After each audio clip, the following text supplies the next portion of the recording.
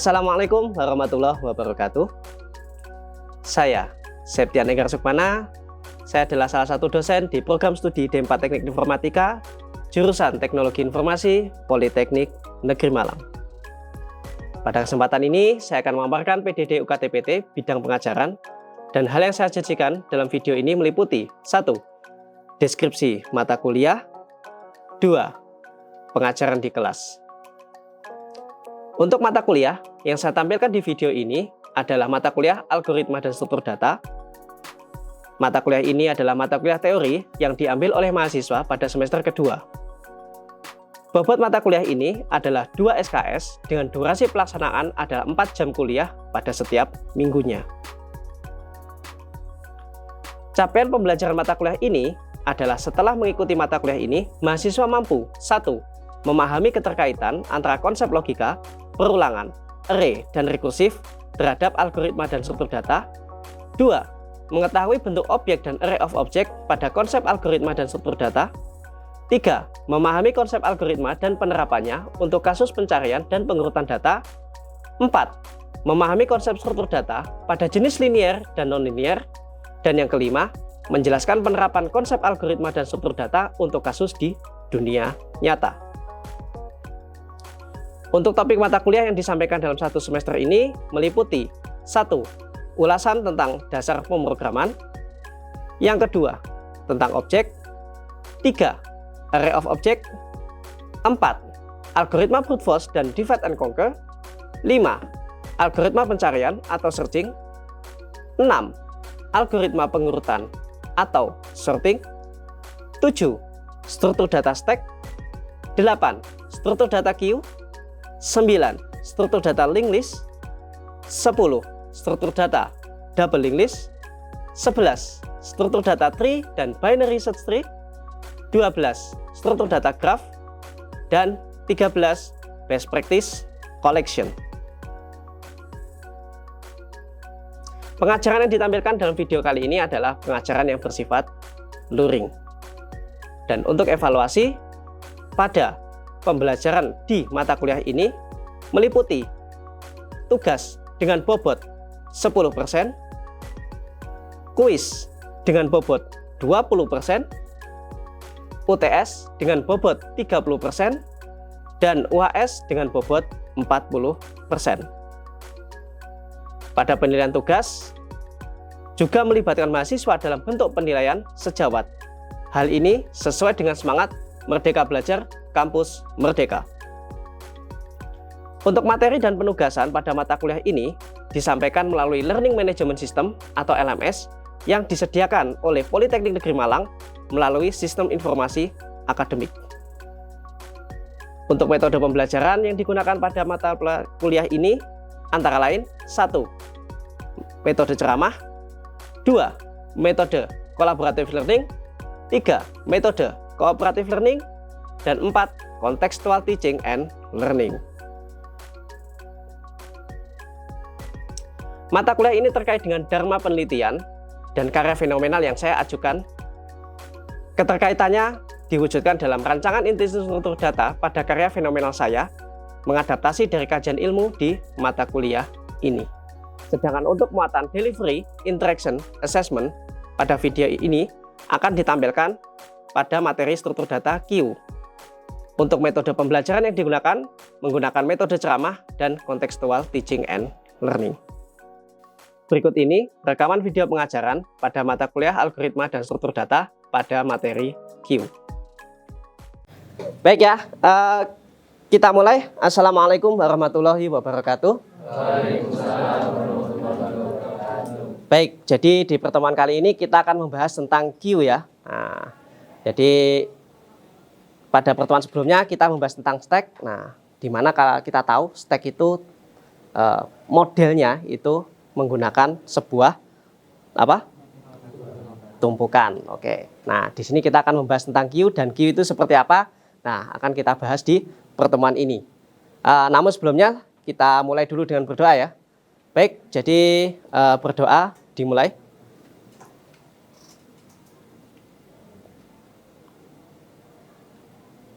Berdoa selesai. Baik ya, semoga perkuliahan kita di pertemuan ini mendapatkan kelancaran ya. Baik, jadi di materi Q ini, nah kenapa kok kita perlu mempelajari Q? Nah, khususnya buat kalian ya. Jadi di sini Q ini dipelajari supaya kalian tahu konsep struktur data Q ya. Di mana struktur data Q itu juga masih relevan ya, masih terpakai juga sampai saat ini. Nah, barangkali kalian nanti sudah menginjak ke semester-semester berikutnya, nah dapat mata kuliah yang sudah lebih advance ya, seperti kecerdasan buatan, machine learning. Nah, kemudian mungkin bahkan bisa jadi mata kuliah selain itu juga menggunakan struktur data Q seperti itu. Tapi tidak terbatas hanya situ saja. Barangkali nanti kalian magang, kemudian kalian lulus dapat kerjaan. Nah, struktur data Q juga bisa jadi terpakai juga. Nah, kemudian dari sini selain konsep dasarnya ya, kalian juga akan memahami ya, diharapkan memahami operasi-operasi atau metode-metode atau fungsi-fungsi yang digunakan pada Q. Nah, konsep Q tersebut. Nah, jadi apa saja yang akan kita bahas di pertemuan kali ini? Ya, kita akan membahas dari yang pertama adalah tentang definisinya. Kemudian kita lanjutkan ke konsep. Jadi setelah tahu definisinya, kita langsung masuk ke konsep. Nah, dari konsep tersebut, kira-kira operasi apa saja yang dipakai di dalam Q.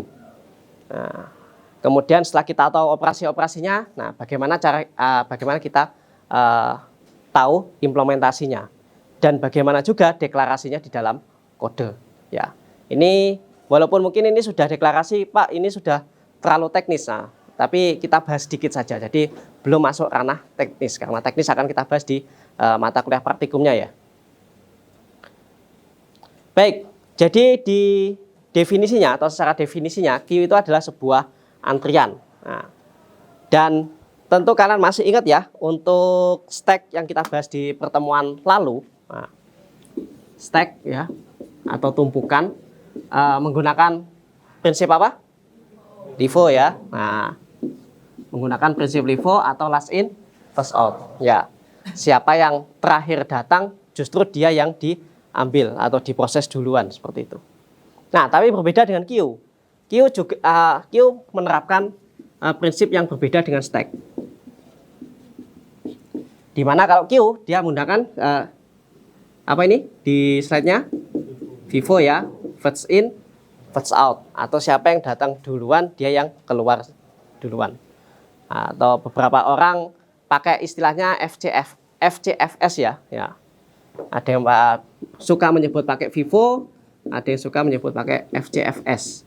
First come, first serve. Nah, siapa yang datang duluan, dia yang dilayani. Seperti itu. Nah, berbeda dengan stack ya. Kalau stack kemarin kan kita menggambarkannya seperti halnya sebuah tumpukan. Nah, misalkan di sini ada sebuah tumpukan buku ya. Nah, maka tumpukan buku yang paling atas itu yang akan kita ambil. Nah, tapi kalau misal kita hendak menambahkan satu buku di tumpukan tersebut, otomatis dia akan menjadi tumpukan paling atas. Nah, alias yang posisi yang selalu berperan di stack itu adalah bagian atas, nah, atau bagian terakhirnya ya. Nah, seperti itu. Tapi berbeda dengan Q. Kalau Q itu ketika kita menambah elemen itu kita letakkan di belakang. Tapi jika kita hendak menghapus elemen, justru yang depan yang kita ambil. Nah, seperti itu. Dan karena Q ini antrian ya, nah maka kita bisa membayangkan ya, antrian itu berarti kalau kasus di dunia nyatanya itu seperti orang mengantri untuk beli tiket ya. Mungkin kalian pernah ke bioskop seperti itu, atau mungkin pernah ke bank, kalian mengamati orang-orang di bank atau di kantor layanan pemerintahan seperti itu. Nah, jadi otomatis siapa yang datang duluan dia akan dilayani dulu. Oke, Pak, sekarang sudah nggak ngantri, Pak, kan ada nomor gitu ya. Nah, tapi kan tetap antriannya kan berdasarkan nomor dari programnya tadi. Nah, jadi Q itu punya dua elemen, yaitu elemen pertama disebut sebagai head atau front dan elemen terakhir disebut sebagai tail atau rear. Nah, jadi misalkan di sini kita punya data. Oke, misalkan panjang datanya ini berapa ini? Oke, anggaplah ada 4 ya. Saya isikan di sini yang pertama 3, 4, 5, dan 6. Oke, kalau kita ilustrasikan menjadi sebuah array, ya berarti 3 ini indeks berapa? 0. Nah, kemudian 4, 1, 5, baik, 6, 3. Oke. Nah, berdasarkan yang kita ketahui ya, berdasarkan indeksnya ya. Nah, indeks 0 sampai 3. Kemudian untuk isinya ada 3, 4, 5, 6. Nah, berarti berapa jumlah elemen yang ada di dalam array ini? 4 atau 3? 4. Oke, jelas. Nah, di sini konsep Q, jika kita hendak menambahkan elemen, maka elemen yang baru atau elemen yang hendak ditambahkan itu akan menjadi atau ditempatkan setelah elemen terakhir. Dan kita tahu ya, elemen terakhirnya adalah 6. Baik. Nah, elemen terakhir 6. Berarti 6 ini disebut sebagai tail. Nah, tail atau rear. Baik, untuk yang head atau frontnya berada di mana? 3. Ya, 3. 3 maksudnya 3 nilai atau 3 yang indeks? 3 yang nilai. Nah, pada indeks 0 ya. Baik, jadi di sini dia berperan sebagai head atau frontnya ya. Nah, sehingga di sini jika kita hendak menambahkan elemen baru, ya, misalkan kita punya elemen baru 7. 7 ini hendak ditambahkan di Q di sini, di array ini. Nah, maka 7 ini akan ditempatkan di ya, setelahnya 6. Nah, namun kalau kita hendak menghapus elemen ya, maka penghapus elemennya ada di bagian depan ini ya. Nah, sesuai dengan yang di poin terakhir, penghapusan elemen selalu dilakukan pada elemen pertama. Berarti jika kita hendak menghapus, ya berarti elemen 3 ini. Maaf, elemen pada indeks 0 ini atau 3 ini ya. Nah, ini adalah calon dari yang dihapus. Seperti itu.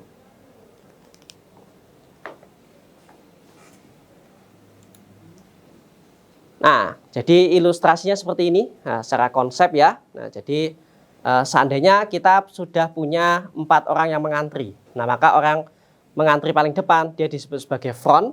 Nah, kita punya 4 orang yang mengantri di sini. Misalkan ada 1 orang yang hendak bergabung di dalam antrian tersebut.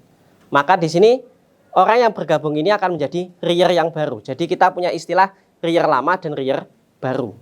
Nah, dari mana kita tahu rear lama dan rear baru? Nah, jadi sebelum ada orang yang mengantri, orang baru yang mengantri ini, maka orang keberapa ini?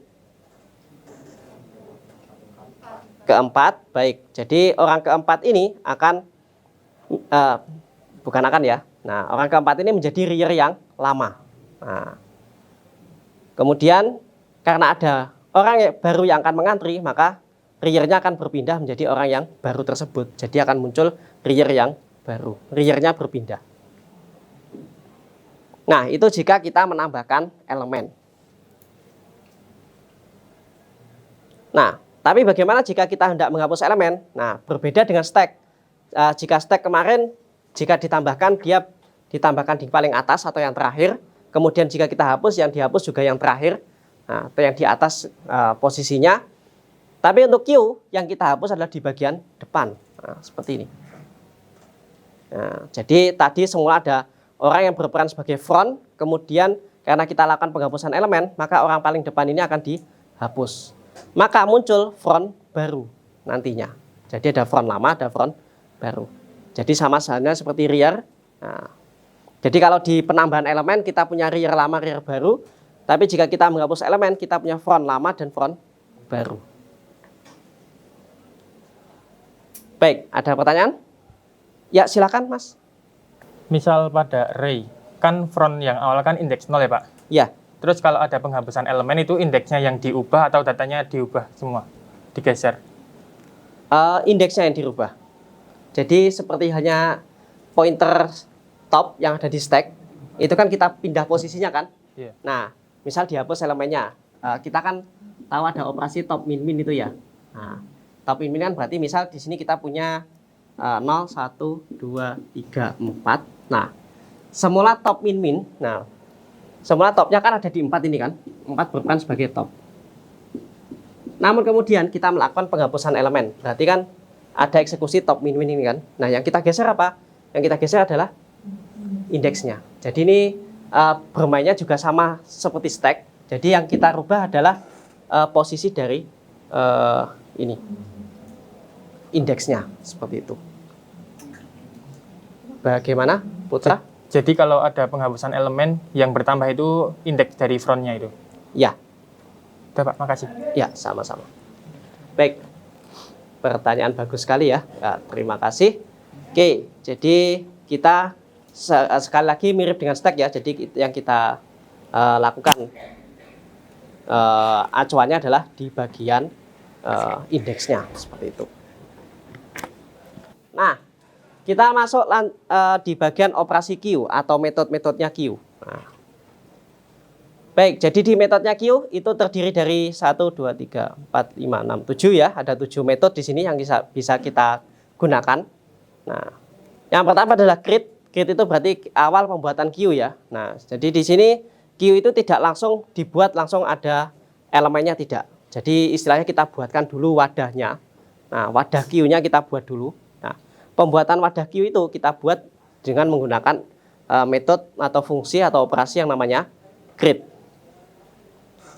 Nah, kemudian ada lagi operasi yang dinamakan dengan isFull ya. Di sini ada isFull. Nah, isFull itu kita pakai untuk mengecek apakah Q tersebut kondisinya sudah penuh atau belum. Jadi seperti contoh di kasus kita ya, kita sudah punya 3, 4, 5, dan 6. Nah, untuk mengetahui apakah Q tersebut sudah penuh atau belum, berarti ya menggunakan metode isFull itu.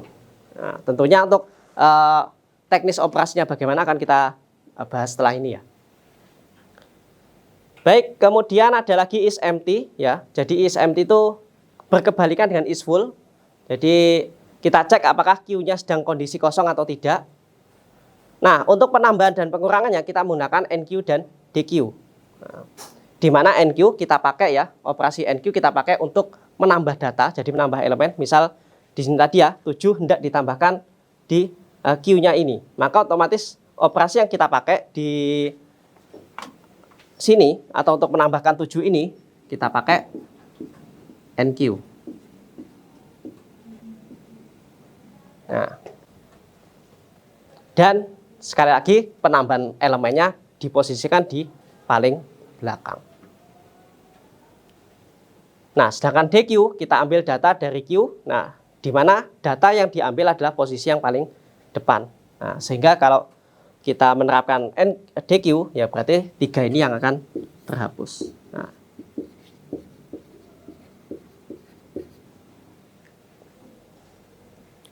baik, seperti itu. Kemudian selain itu kita juga punya operasi lain yaitu pick ya untuk mengecek data paling depan. Nah, data paling depan alias front ini ya yang kita cek. Jadi pick itu berfungsi untuk mengecek ini ya data yang ada di posisi front. Sedangkan print kita pakai untuk menampilkan semua data di dalam Q tersebut. Baik, bisa dipahami? Baik. Nah, di sini untuk implementasi Q bisa menggunakan dua macam ya, 2 model. Yang pertama adalah model array yang sudah kalian pelajari dari semester pertama ya, array. Dan juga menggunakan linked list. Nah, tapi di sini kita belum membahas tentang linked list karena linked list akan kita bahas di pertemuan berikutnya. Nah, untuk array ya, untuk array seperti yang kalian ketahui ya, panjang Q-nya atau jumlah elemennya itu bersifat statis. Jadi sudah mutlak kalau kita mendefinisikan 5, ya berarti kita hanya bisa menampung data atau elemen sejumlah 5. Nah, jadi kita tidak bisa menampung lebih. Berbeda dengan linked list panjang Q-nya dinamis, jadi kita bisa menambahkan data dalam jumlah yang tidak terbatas. Ya, walaupun tetap terbatas ya, terbatas dengan kapasitas memorinya, tapi berbeda dengan array yang sudah dari awal didefinisikan jumlah elemennya. Seperti itu. Baik, pada implementasinya, contoh ya, terdapat antrian key dengan elemen sebanyak n. Berarti kita akan memiliki Hi1, Hi2 sampai dengan Hi ke N. Nah, untuk posisi paling depan itu kita simbolkan sebagai front Q, yang belakang kita simbolkan sebagai rear Q. Nah, jadi seperti contoh di sini ya, 3 ini maka dia berperan sebagai front Q. Nah, yang 6 berperan sebagai rear Q. Baik, kemudian di sini jumlah elemen di dalam Q dinyatakan dengan simbol size Q. Nah, berarti untuk mengetahui, baik mungkin kalian sudah bisa mendefinisikan jumlahnya ada 4 elemen. Nah, tapi untuk secara notasinya, nah simbolnya itu kita wujudkan dalam bentuk size Q. Dengan cara menghitungnya adalah rear dikurangi front ditambah 1. Nah, contoh maksudnya seperti apa, Pak? Nah, jadi seperti ini. Size Q kita pakai kasus contohnya di sini ya. Ada size Q. Nah, berarti di sini rearnya kita ambil yang mana ini? Kira-kira 3 atau 6? 6? Oke, kita coba 6 ya. Kemudian dikurangi front. Berapa frontnya? Kurangi 3. Kemudian ditambah 1. Hasilnya 4. Oke, yakin? Yakin ya? Oke. Pak, oke, kita pakai untuk yang tadi ya, yang kayaknya tadi ada yang menjawab menggunakan indeks ya. Ini tadi kan ada yang menjawab pakai nilai pada elemennya. Kita pakai untuk yang pakai indeks. Nah, oke, kita pakai contoh lain lagi. Baik, untuk contoh yang lain. Baik, untuk yang pakai indeks berarti rearnya berapa? 3, kemudian dikurangi 0, ditambah 1. Sama-sama 4. Loh, kok bisa? Nah, masalahnya kalau ketemu 2 ini kira-kira yang benar yang mana? Yang menggunakan indeks. Oke, betul sekali ya. Jadi menggunakan indeks. Nah, jadi di sini rear dan front atau pointer yang disebutkan di sini adalah mengacu pada di indeksnya. Jadi bukan pada nilainya. Kebetulan saja ini tadi sama seperti itu ya. Nah, baik, bisa dipahami? Oke. Nah, untuk front ya berarti menyimpan nilai indeks. Nah, jadi kelanjutannya di sini menyimpan nilai indeks. Nah, jadi yang dipakai adalah nilai indeksnya. Nilai indeks terdepan dan rear adalah nilai indeks terbelakang, paling belakang. Nah, posisi paling belakang. Size itu adalah menyimpan ya, berarti istilahnya dia digunakan untuk mengetahui berapa jumlah elemen. Max itu adalah ya ini ya, digunakan untuk menyimpan data maksimal yang bisa disimpan di dalam Q. Nah, kira-kira di sini kita punya size, kita punya max. Kira-kira bedanya di mana ini? Ya, silakan. Ya, Yun. Kalau menurut saya itu, kalau size itu menyimpan berapa banyak data, sedangkan max itu menyimpan banyak data maksimal. Nah, kalau di max itu nilainya Pak yang lebih terlihat. Nilainya yang lebih terlihat. Mungkin bisa dijelaskan secara contoh. Nah, misalkan atau ini aja ya dari 3, 4, 5, 6 mungkin, atau mungkin ada contoh lain juga tidak apa-apa. Kalau size itu banyaknya data seperti kan itu di array Pak ya. Iya. 3, 4, 5, 6. Sedangkan kalau maksimal itu menyimpan banyak data maksimal, banyaknya nilai yang paling tertinggi. Seperti angka 6 itu Pak. Angka 6. Oke. Oke, baik. Terima kasih ya Yun. Nah, ya mulai ketangkap ya. Nah, jadi maksudnya di sini kita lihat variabel untuk menyimpan berapa banyak data yang ada dalam antrian. Menyimpan berapa banyak data yang ada dalam antrian. Sedangkan satu adalah banyak data maksimal yang bisa disimpan. Maksudnya adalah, nah kalau size itu dia melihat berapa jumlah yang terisi saat itu. Nah, bisa dipahami ya. Misalkan ini kita tidak punya 3, 4, 5, 6. Nah, kita buat satu contoh lagi. Nah, 3, 4, 5. Nah, kira-kira ada bayangan tidak? Nah, kira-kira perbedaannya di mana? Kalau size berarti ya ini ya. Kalau kita lihat secara size, nah untuk kita fokus di sini dulu ya. Kira-kira size-nya berapa? 3 atau 4? 3. Nah, betul sekali. Jadi 3. Sedangkan max-nya adalah 4. Nah, bisa dibayangkan? Nah, jadi seperti itu ya. Jadi kalau size itu dia istilahnya dia melihat berapa banyak antrian yang ada di dalam queue tersebut. Nah, walaupun masih ada yang kosong, ya nggak masalah. Tapi intinya dia hanya melihat yang sudah terisi. Tapi sedangkan max itu benar-benar kapasitasnya berapa. Seperti itu. Oke. Baik, bisa dipahami? Ada pertanyaan? Jika belum ada, ya. Jadi silakan. Oke. Karena di sini ada 5 mahasiswa, silakan bentuk kelompok ya. Silakan dibentuk kelompok. Nah, kemudian tentukan satu kasus Q ya, yang ada di kehidupan sehari-hari. Nah, kemudian buat ilustrasinya ya. Nah, dan juga tuliskan pseudocode untuk operasi NQ dan DQ berdasarkan kasus kalian tadi. Baik, silakan untuk membentuk kelompok.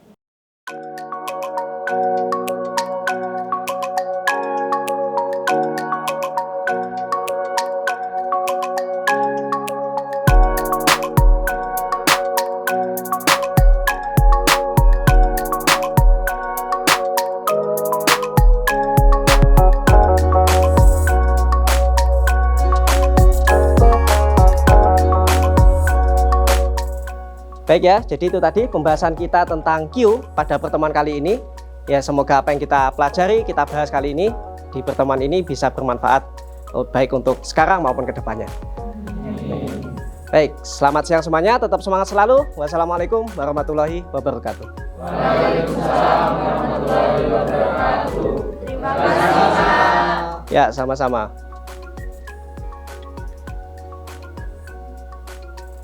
Sekian video PDD UKT-PT kali ini. Terima kasih telah menonton. Wassalamualaikum warahmatullahi wabarakatuh.